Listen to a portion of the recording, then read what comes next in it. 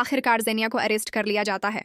जैसे ही जेनिया शहराम के पास पैसे लेकर आती है तो शहराम को जेनिया पर शक हो जाता है और वो जेनिया से पूछता है कि आखिर इतना ज्यादा पैसा तुम्हारे पास कहाँ से आया है, जिस पर जेनिया कहती है कि शहराम, मैंने आपको नेकलेस दिखाया था ना, वही मैंने बेच दिया है और ये सारा पैसा अब आप इस्तेमाल कर लें।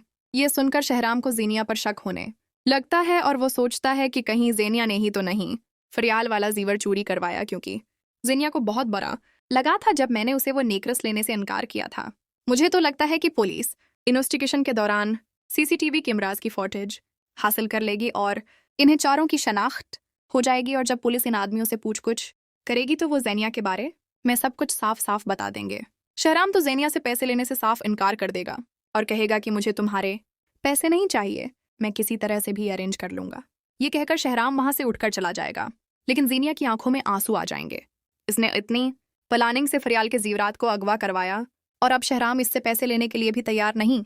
इतने में फरियाल जेनिया के पास आएगी और कहेगी कि जेनिया, तुम क्या समझती हो कि तुम्हारे उन पैसों से शहराम तुम्हारे हो जाएंगे? ऐसा हरगिज नहीं हो सकता। जिस पर जेनिया की आंखों में आंसू आ जाते हैं। वो रोते हुए फरियाल को कहती है, फरियाल, आखिर तुम्हारा मुझसे मसला किया है, मेरे शौहर को मेरा क्यों नहीं होने दे रही?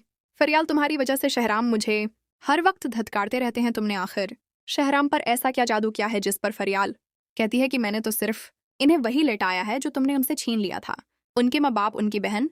तुम तो सिर्फ यही चाहती थी ना कि शहराम सिर्फ तुम्हारे होकर रहे, लेकिन मैंने उन्हें अकेला नहीं होने दिया। जेनिया, तुम कुछ भी कर लो, लेकिन अब कोई भी तुम पर भरोसा नहीं करेगा। ये कहकर फरियाल वहां से चली जाएगी, जबकि दानिश जेनिया को कॉल करेगा और कहेगा कि जेनिया, मैंने सुना है कि तुम अपना नेकलेस बेचकर पैसे लेकर गई हो क्या? तुम लोगों को पैसों की जरूरत है? जिस पर जेनिया गुस्से से कहेगी कि नहीं, हमें तुम्हारे पैसों की कोई जरूरत नहीं। जिस पर दानिश जेनिया को कहता है कि तुम्हारा शौहर तो मेरे पास पैसे लेने आया था, लेकिन मैंने उसके सामने एक शर्त रखी है। ये सुनकर जेनिया कहती है कि तुमने ऐसी क्या शर्त रखी? इस पर दानिश कहता है कि मैंने ये शर्त रखी है कि अगर उसे पैसे चाहिए तो वो तुम्हें तलाक दे देगा, तो ही मैं उसे पैसे दूंगा।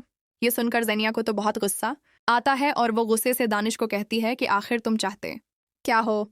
दानिश में मुस्कुराते हुए कहता है कि मैं सिर्फ और सिर्फ तुम्हारी बर्बादी चाहता हूँ। अगर तुम शहराम को पैसे देना चाहती हो तो तुम्हें उसकी जिंदगी से निकलना होगा, तभी मैं उसे पैसे दे पाऊंगा।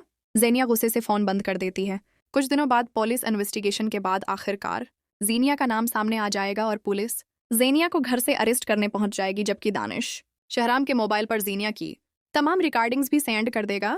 और जब शहराम जेनिया की हकीकत से वाकिफ होगा कि किस तरह उसने फरियाल को तबाह करने की कोशिश की, उसके बच्चे को मारने की कोशिश की, तो शहराम के दिल में भी जेनिया के लिए हमदर्दी। ऐसे ही मज़ीद वीडियो देखने के लिए हमारे चैनल को लाइक करें और सब्सक्राइब करें। इंशाल्लाह मिलेंगे अगली वीडियो पर।